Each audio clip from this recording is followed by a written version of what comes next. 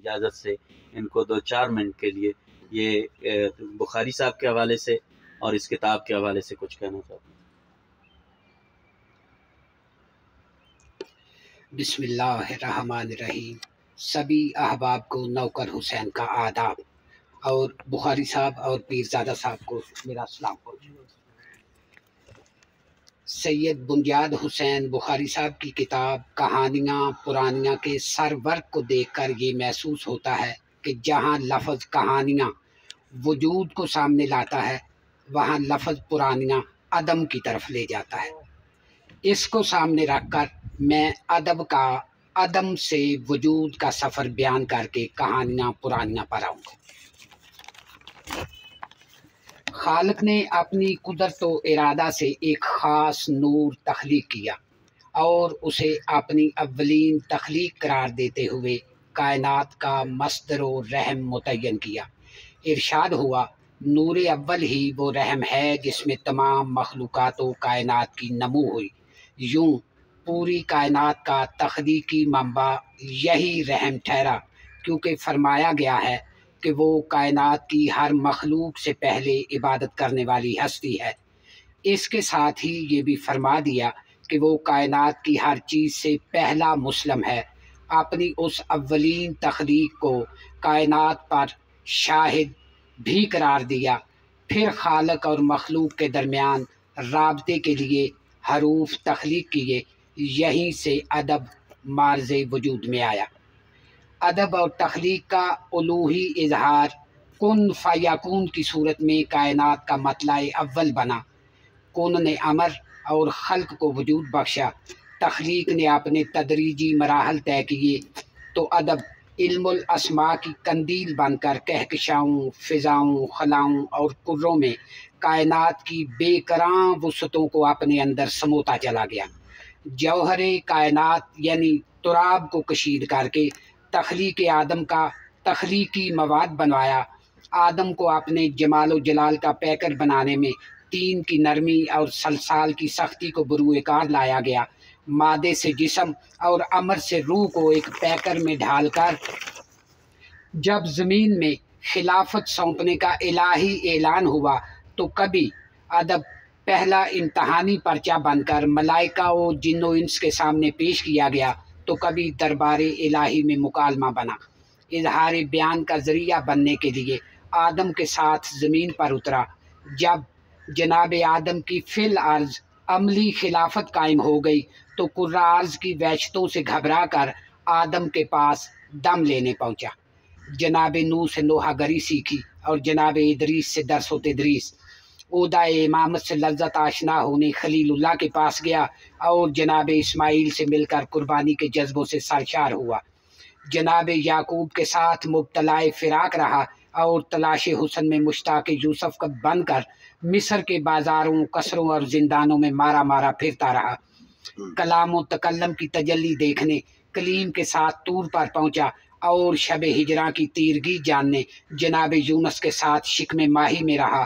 ذکر و اذکار بننے کے لیے جناب زکریا کے پاس رکا اور عفت و طہارت کے درس لینے جناب مریم کے پاس ٹھہرا۔ تلاش حیات میں جناب یحییٰ کے پاس گیا، تو ان کو آرے سے چرتا دیکھ کر کسی مسیحا کو کھوجنے جناب عیسیٰ کے پاس پہنچا۔ اصحاب کاف کے ساتھ غاروں میں پناہ لیتا رہا۔ فلاسفہ یونان سے فلسفی ہوا۔ رومن و فارس ایمپائرز اور ہند و چین میں ان کی عظمت و مظالم کی داستانیں اپنے پہلو میں سموتا رہا۔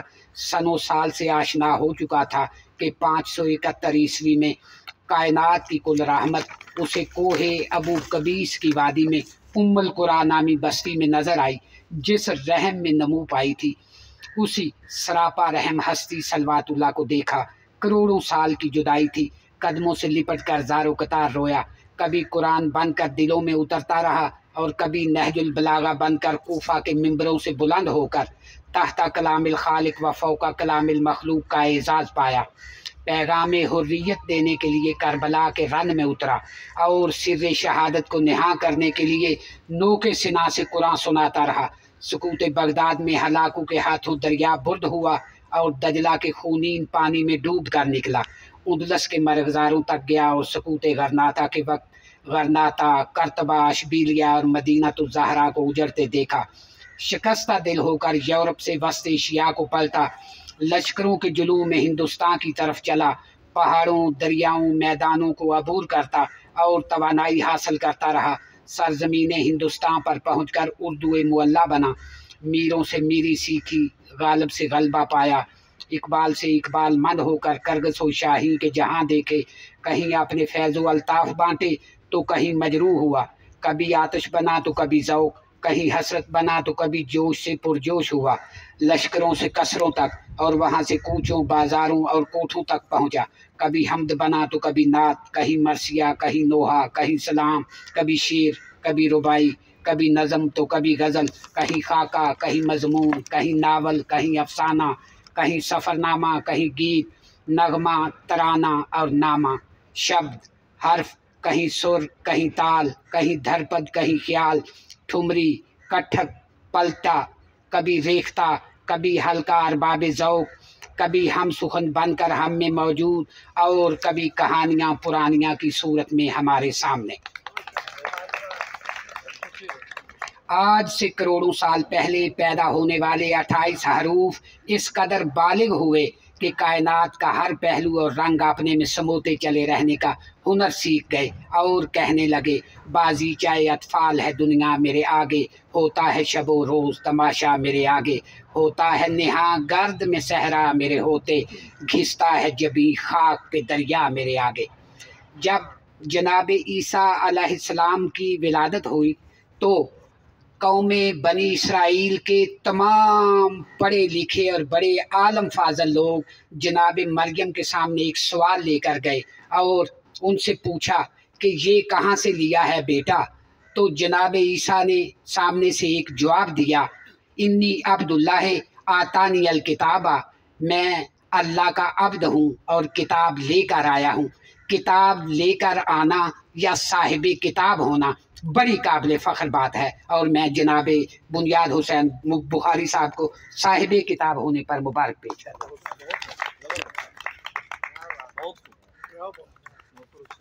नौकर हुसैन साहब ने बहुत ही खूबसूरत अंदाज